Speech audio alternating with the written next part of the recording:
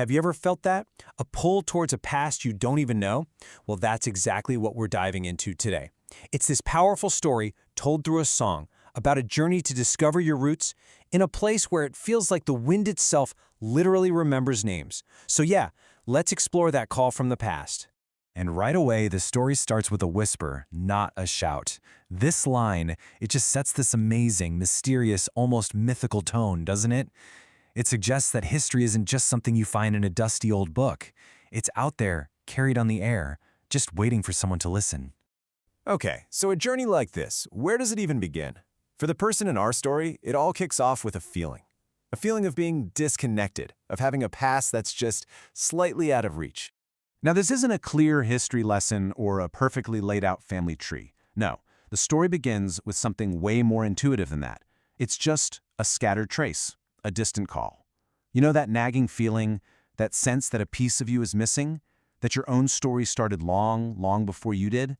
That's where we are. And that little feeling, it becomes this irresistible pull. In the original Pharesi, the lyrics call it eit rop I vindi, a call in the wind. And the key thing here is, it's not a choice. It's described like a magnetic force. The protagonist hears it and is simply drigen bert. They're being drawn away, completely compelled to follow. So that internal feeling finally sparks a real physical journey. And the destination? The Faroe Islands, a remote, beautiful archipelago where this ancestral call is leading. And this is where things get really fascinating. We see this incredible parallel. On one hand, you have our protagonist's modern journey of self-discovery, but it perfectly mirrors an ancient flight. See, history tells us that the very first recorded Norse settler of the Faroe Islands, a Viking named Grumar Kamban, he also crossed the same sea. But he was fleeing the tyranny of Norway's king Harald Fairhair. Two journeys, centuries apart, both leading to the exact same shores. Wild, right? So when they finally arrive, wow, they're met with this absolutely epic landscape. The Faroe Islands aren't just a place on a map, they're an entire atmosphere. We're talking these dramatic cliffs that just touch an endless sky, where the sheer force of nature makes you feel like the past isn't just history, it's a living, breathing thing. And it's here, on this ancient land, that the connection gets even deeper.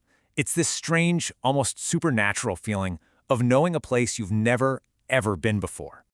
This line from the song just captures that feeling perfectly. I know you, though I've never been here. It's as if the protagonist is a shadow from an ancient time, just stepping back into a world they somehow used to belong to. This is such a powerful picture of ancestral memory, this idea that experiences and feelings can be passed down, shaping us in ways we don't even realize. It's a total paradox. Every step is unfamiliar, but at the same time, profoundly known. The landscape, all that green and stone and mist, it's not just scenery. It's a world where even the silence feels alive. Ultimately, the journey becomes about finding these pieces of a home you never consciously lived in, but that your soul somehow remembers. All right, so this vague feeling of connection is about to become incredibly specific. The story is building to this climax inside a museum where a fragmented past is finally about to get a face and a name. It all starts with a single image. In a quiet hall, our protagonist locks eyes with a portrait from centuries ago. And in that frozen gaze, there's a spark, a flash of recognition.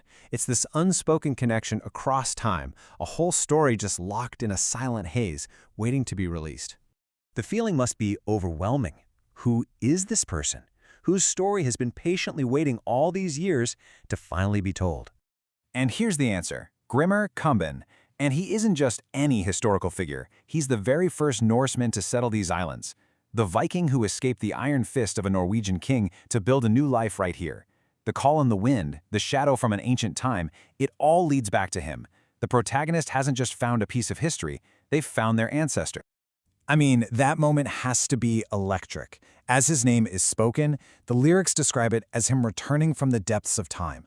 A lost part of the protagonist's own identity has resurfaced, bridging the gap between centuries. So, this discovery is a massive turning point. The vague pull becomes a concrete identity, and that feeling of being lost is replaced by this profound sense of belonging. The whole emotional arc is so clear when you lay it out. It starts with that scattered trace, feeling disconnected, then it evolves into feeling those first echoes, that shadow of time. This leads to discovering a tangible piece of home, a real, forgotten identity. And finally, they become one with the story, no longer just an observer, but a part of the wind and the sea themselves. The final chorus just delivers this powerful resolution. The search is over. That feeling of being adrift in the world is gone. The journey across the sea wasn't just about finding a place, it was about finding a home within oneself. And that leaves us with this final, beautiful thought. The lines on paper, the coordinates on a screen, that's only the beginning. The real maps, the ones that truly guide us, are the memories encoded in our bloodline, just waiting for a call from the wind to lead us home.